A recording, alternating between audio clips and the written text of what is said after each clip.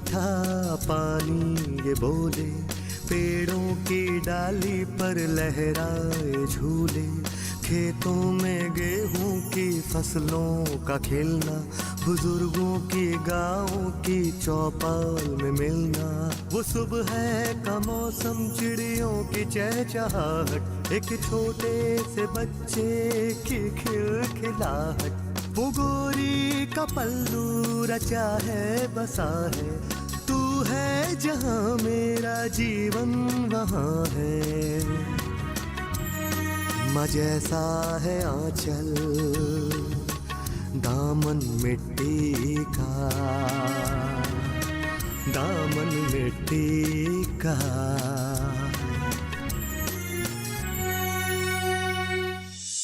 तुम क्या 24 घंटे गुस्से में ही रहती हो? सामने कोई अच्छा इंसान होता है ना तो मुस्कुरा भी देती हूँ। किसी को किसी से मिलने की जरूरत नहीं है, ना मैं रामू से मिलूंगा और ना तुम पल्लवी से।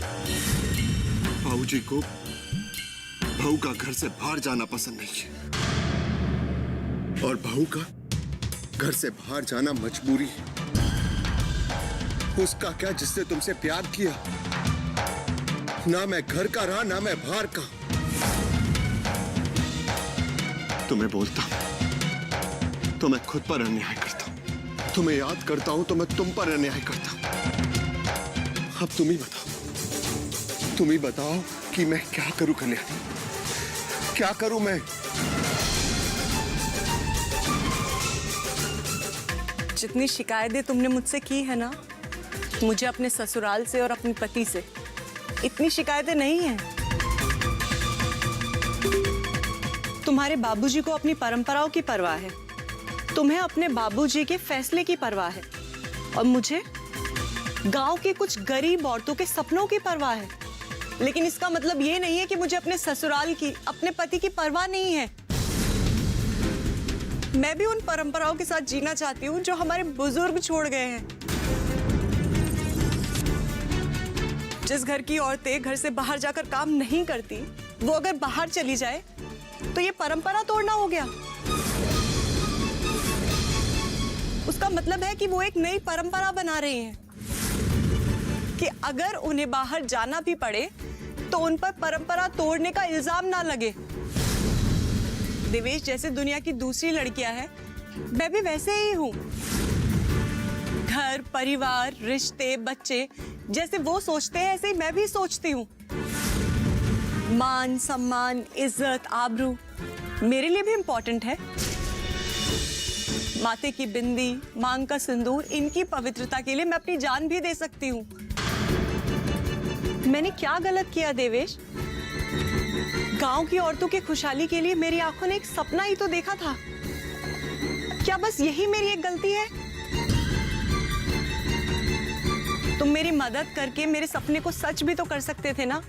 देवेश, दुनिया में ऐसे कितने पति हैं जो अपने पत्नी का सपना पूरा करने के लिए अपने सपनों का बलिदान कर देते हैं। मुझे नहीं पता था कि मेरी शादी तुमसे होगी।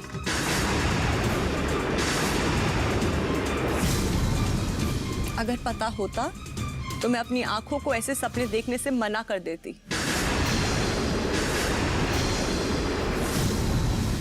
तो अब क्या फैसला है तुम्हारा? देवेश, फैसला मुझे नहीं, तुम्हें और तुम्हारे बाबूजी को लेना है। मुझे तो जो कहना था मैंने कह दिया। घर से बाहर काम करने के लिए तो तुम भी जाते हो। बाहर जाने का और वापस आने का समय पूछा जाता है तुमसे? तो मुझसे क्यों पूछा जाता है? इसलिए कि मैं एक औरत हूं। मुझे अच्छा लगता अगर तुम भी मेरे फैसले में मेरा साथ देते, पूरा परिवार मेरा साथ देता। लेकिन देखो ना, ऐसा तो कुछ हुआ ही नहीं। मेरे सास ससुर अब मेरे माँ बाप हैं। अगर वो मुझे लेने आएंगे तो मैं आऊंगी, लेकिन वो परंपरा बदलनी पड़ेगी जो एक औरत और मर्द में फर्क करती है।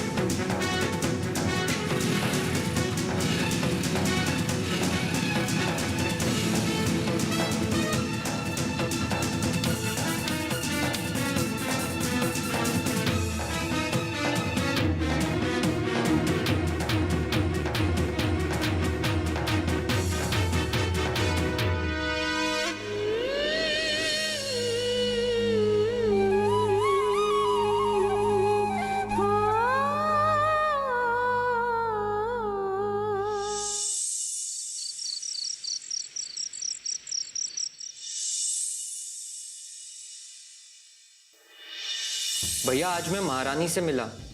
मैंने उससे पूछा कि भाभी हमारे घर में अब कब आएंगी, तो वो बोली ऐसे घर में मेरी बहन नहीं जाएगी जहां पे औरतों को कैद करके रखा जाता है। भैया मुझे लगता है भाभी अब हमारे घर में तब आएंगी जब उन पर कोई रोक टोक नहीं होगी। और बड़े पापा भाभी की ये बात मानने नहीं वाले। भैया भाभी की उम्मीद छोड़ दो और दूसरी शादी कर लो।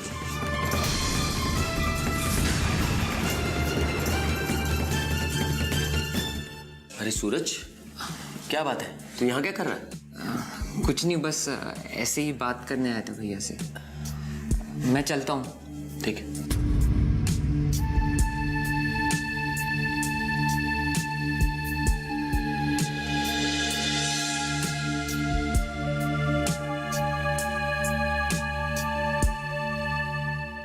देवेश्वर,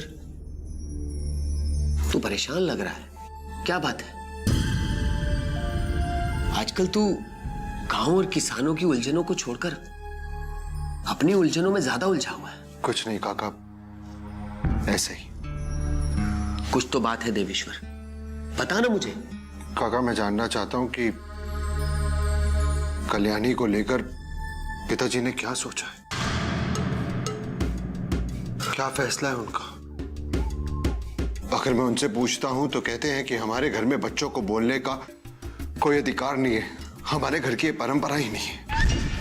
और अगर नहीं पूछता तो मुझे नहीं समझ में आ रहा कि इस बात की शुरुआत क्या है और अंत क्या। तो तू बहू की उलझन में उलझा हुआ है। काका मैं सिर्फ ये जानना चाहता हूं कि क्या कल्याणी इस घर की बहू है, और अगर है तो वो इस घर में वापस क्यों नहीं आती है, और अगर नहीं है तो फिर हम सब किस बात का इंतजार कर रहे हैं। तू बेवजह परेशान हो रहा है देवेश। भैया का गुस्सा 10-20 साल चलने वाला नहीं है। बहू को घर पे लाएंगे, और शादी ब्याह कोई मजाक की बात तो नहीं है। काका अभी तक तो मुझे मजाक ही लग रहा है। आज मैं कल्याणी से मिला था, उसकी बातें सुनकर मुझे ऐसा लगा कि वो पिताजी से अपनी बात मनवा कर ही इस घर में वापस आएगी। और अगर दोनों इसी तरह अड़े रहे तो फिर इस बात का अंत क्या होगा काका। तू परेशान मत हो, मैं तुझे कई बार कह चुका हूं कि सब ठीक हो जाएगा। हम बड़े भी परेशान हैं भैया के इस फैसले से कि उन्होंने इस घर की बहू को घर के बेटे से दूर कर दिया। खैर छोड़, चल खाना खाते हैं। मैं खा लूंगा काका। अरे उठना, चल। काका मैंने आपसे कहा ना, मैं खा लूंगा। तू अपने काका की बात नहीं मानेगा? अरे बहुत छोटी सी बात है देवेश, इस बात को इतना बड़ा मत बना। सब ठीक हो जाएगा बेटा। पता नहीं आजकल के बच्चों को क्या हो गया है, तुम लोगों को हम बड़ों की बातें बेमतलब लगती हैं। चल उठ उठ उठ जा, चल।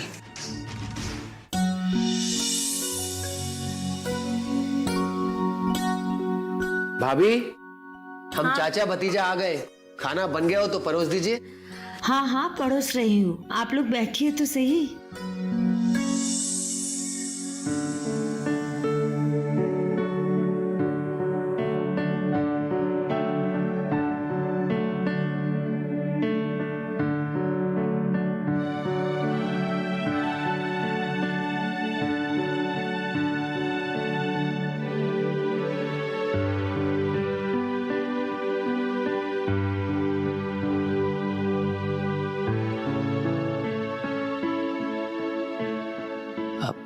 भाभी,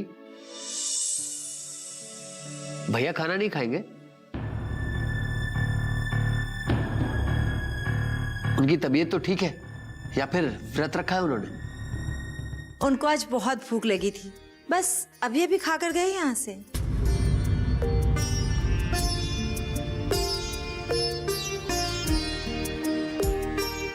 देवेश बेटा लो। माँ मुझे ज्यादा खाना नहीं चाहिए। क्यों, क्या हुआ? क्योंकि मुझे ज्यादा भूख नहीं है। भैया ने बहू से कहा कि वो घर से बाहर नहीं जाएगी। बहू ने कहा मैं जाऊंगी और वो चली गई। अब आगे क्या? भाभी, बहू को वापस लाना है या देवेश्वर की दूसरी शादी करानी है? दामन मिट्टी का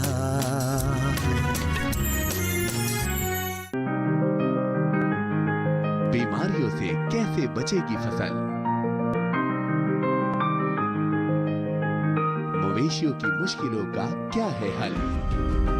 कहां से लाएं बीज, कितनी लगेगी खाद? किसानों के हर फोन का विशेषज्ञ देंगे जवाब। देखिए हेलो किसान लाइव सोमवार से शुक्रवार शाम 6 बजे। दामन मिट्टी का। ये तो कमाल हो गया भाभी। बाप को बहुत ज्यादा भूख लगी थी और बेटे की भूख ही गायब हो गई।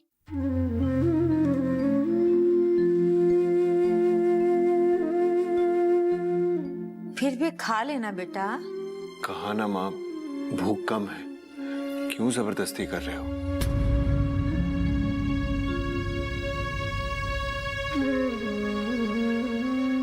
अरे चलो बाबा, खाना तो खत्म करो।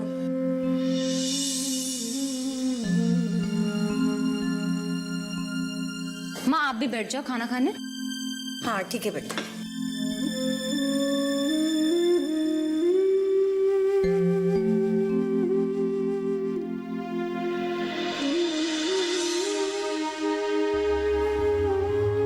भाभी, भैया को कहिए ना कि बहू के बारे में कुछ सोचें। उन्हें मायके से ससुराल आने की तरकीब निकालें, नहीं तो भैया की भूख तो बढ़ जाएगी और बेटे की भूख कम होती जाएगी। भैया ने बहू से कहा कि वो घर से बाहर नहीं जाएगी। बहू ने कहा मैं जाऊंगी और वो चली गई। अब आगे क्या? भाभी, बहू को वापस लाना है या देवेश्वर की दूसरी शादी करानी है?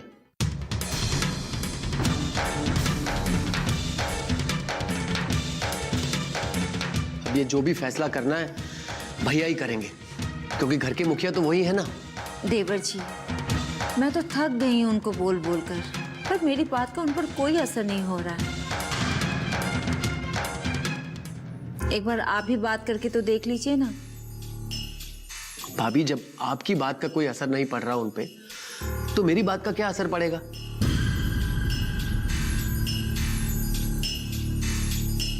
भाभी, देवेश्वर की जिंदगी का सवाल है, आप ही कुछ कीजिए ना। काका रोटी दूं? नहीं बेटा, बस। भैया आपको? नहीं चाहिए। नहीं बहनी, बेटा तू भी बैठ, खाना खा ले। ले। भाभी, ये जो कुछ भी हुआ है ना, इसकी खबर अब दूर दूर तक फैल गई।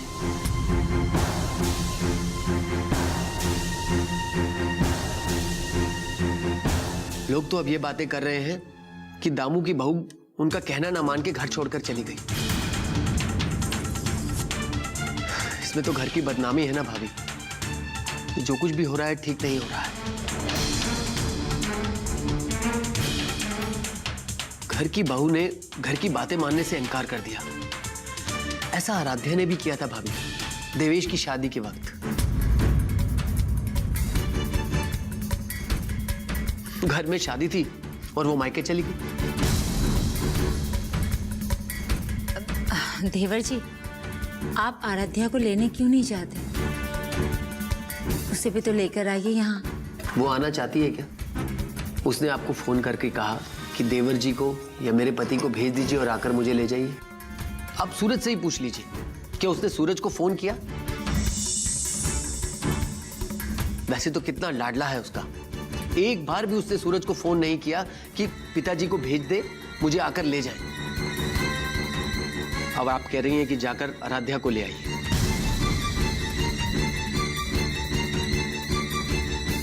देवर जी, आप लेने जाइए तो सही।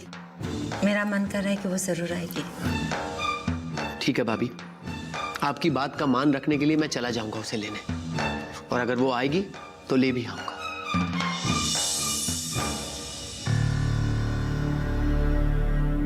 अच्छा चलो, अब बातें बहुत हो गई, खाना खा लो ठीक से।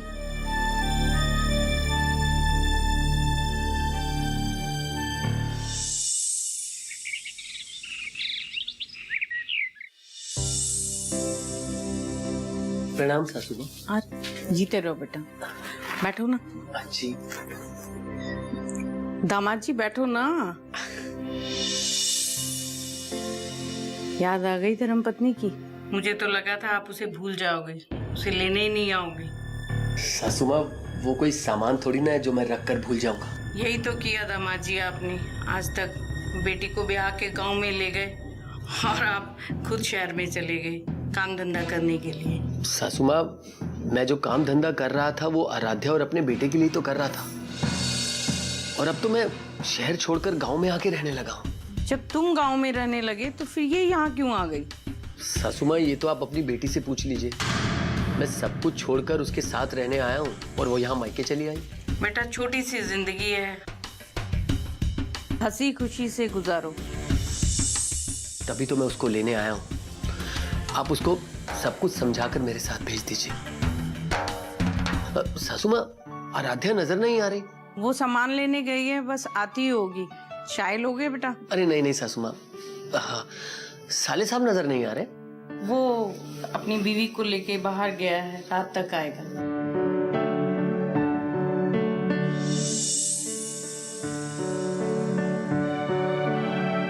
आ गए आप? मुझे तो लगा भूल गए, नहीं आओगे। मैं भी गांव में रह के यही सोच रहा था कि तुम्हारा गुस्सा अभी तक शांत नहीं हुआ होगा।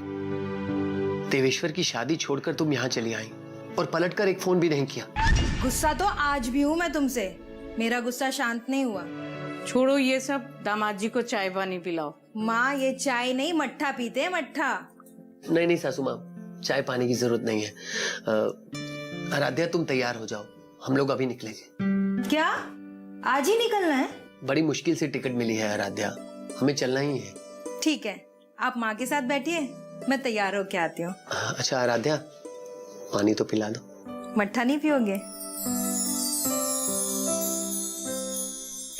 महेंद्र, मैं तुम्हारी कंट्रीब्यूशन की कोई कीमत नहीं लगाना चाहती। तुम ही बताओ, क्या चाहिए तुम्हें? मांगू? मना तो नहीं करोगी ना? अगर दे सकती होंगी तो जरूर दूंगी। मैं तुम्हारी संस्था में 25% का भागीदार बनना चाहता हूँ। दामन में टीका,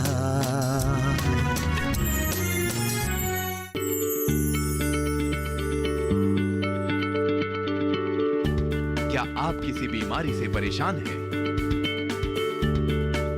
चाहते हैं डॉक्टर की सलाह? तो हम हैं आपके साथ, बताएंगे आपको जीने की राह। समस्याएं आपकी, समाधान देश के मशहूर विशेषज्ञों के। घर बैठे बात करें देश के जाने माने डॉक्टरों से। हमारे लाइव प्रोग्राम स्वस्थ किसान में हर शनिवार शाम 6 बजे से 7 बजे तक। दामन में टीका।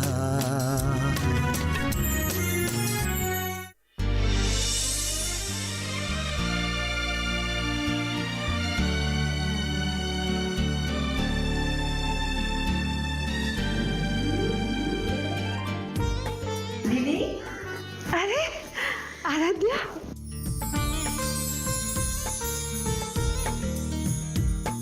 कैसी हो तुम? और घर में सब कैसे हैं? घर पे सब ठीक है और यहाँ तो सब ठीक है ना? दिव्यानी? हाँ हाँ, वो भी अच्छी है। मैंने कल ही देवर जी से कहा कि जाओ, जाकर हमारी देवरानी को लेकर आओ। आपने कहा भाभी और हम ले आए। बहुत अच्छा किया। अच्छा भाभी, मैं जरा सामान रख के आता। हाँ। सूरज, मेरा बेटा, कैसा है तू? काकी को परेशान तो नहीं किया तूने ज्यादा? नहीं, बिल्कुल नहीं। हमारी नई बहू कहाँ है? दिखाई नहीं दे रही।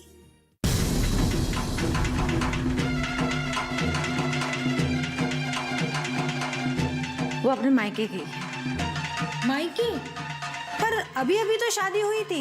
हाँ हाँ, उसकी शादी भी हो गई और गौना भी हो गया। गौना भी हो चुका है और बहू मायके चली गई। क्यों, देवर जी ने नहीं बताया कुछ? नहीं, मुझे तो ऐसा कुछ नहीं कहा इन्होंने। सारा रास्ता बस सोते सोते तो आए हैं। दरअसल वो नाराज होकर चली गई। नाराज होकर? क्यों दीदी, ऐसी क्या बात हो गई? तुम तो जानती हो ना कि बहू गांव की कुछ औरतों के साथ काम कर रही थी, लेकिन तुम्हारे जेठ जी को उसके बाहर जाके काम करना अच्छा नहीं लगा। फिर उन्होंने बहू को रोका, पर बहू जिद करके चली गई। चली गई? आपने भी नहीं समझाया? और वैसे भी काम करने में बुराई क्या है दीदी? शहरों में तो हर घर की औरतें, लड़कियां काम करती हैं। हाँ, पर तुम्हारे जेठ जी को पसंद नहीं है ना। मैंने तो मुंह भी नहीं देखा अपनी बहू का। क्या तुमने कल्याणी का मुंह नहीं देखा अब तक? अरे कल्याणी का तो देखा है, मैं अपनी बहू की बात कर रही हूँ।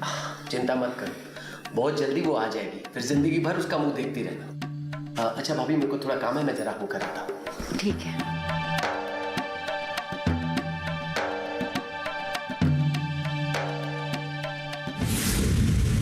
कल्याणी, तुम्हारे उत्पाद को मैंने फिर से बाजार दे दिया है और मैं इसको एक ना एक दिन देश के कोने कोने तक पहुंचाऊंगा। विज्ञापन भी शुरू कर दिया मैंने। तुम्हारे उत्पाद को एक दिन हर घर की जरूरत बना दूंगा मैं। महेंद्र, मुझे पूरा भरोसा है कि जहां मैं पहुंचना चाहती हूँ वहां पहुंचने के लिए तुम मेरी पूरी सहायता करोगे। कल्याणी, मैं ऐसा नहीं कह रहा हूं कि जो तुम आज हो वो मेरी वजह से हो। तुमने बहुत मेहनत की है इसमें। तुम्हारे उत्पाद अच्छे थे कल्याणी, इसलिए मैं तुम्हारी मदद कर पाया। फिर भी मैं मान सकता हूं कि थोड़ा बहुत कंट्रीब्यूशन मेरा भी था तुम्हारे इस सफर में। थोड़ा बहुत नहीं महेंद्र, बहुत कुछ। तो मेरी इस कंट्रीब्यूशन का क्या गिफ्ट दोगी मुझे? महेंद्र, मैं तुम्हारी कंट्रीब्यूशन की कोई कीमत नहीं लगाना चाहती। तुम ही बताओ, क्या चाहिए तुम्हें? मांगू? मना तो नहीं करोगी ना? अगर दे सकती होंगी तो जरूर दूंगी। मैं तुम्हारी संस्था में 25% का भागीदार बनना चाहता हूं। मंजूर है? कल्याणी, अब तक तुमने जितना इन्वेस्ट किया है उसका 25% मैं तुम्हें चुका देता हूं।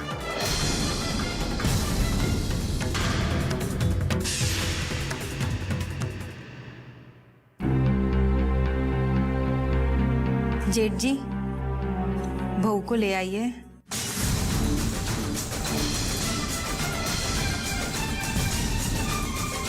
बहू को मैंने नहीं भेजा, वो खुद गई है, खुद ही आ जाएगी।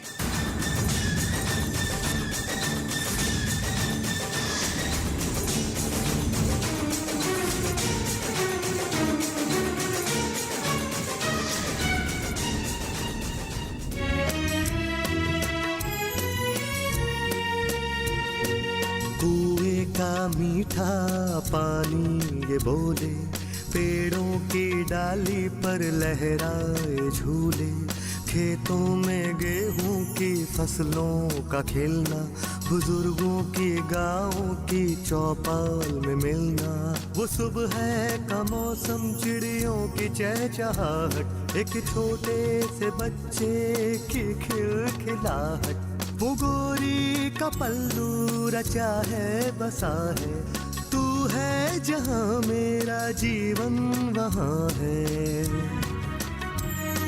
माँ जैसा है आंचल दामन मिट्टी का, दामन मिट्टी का।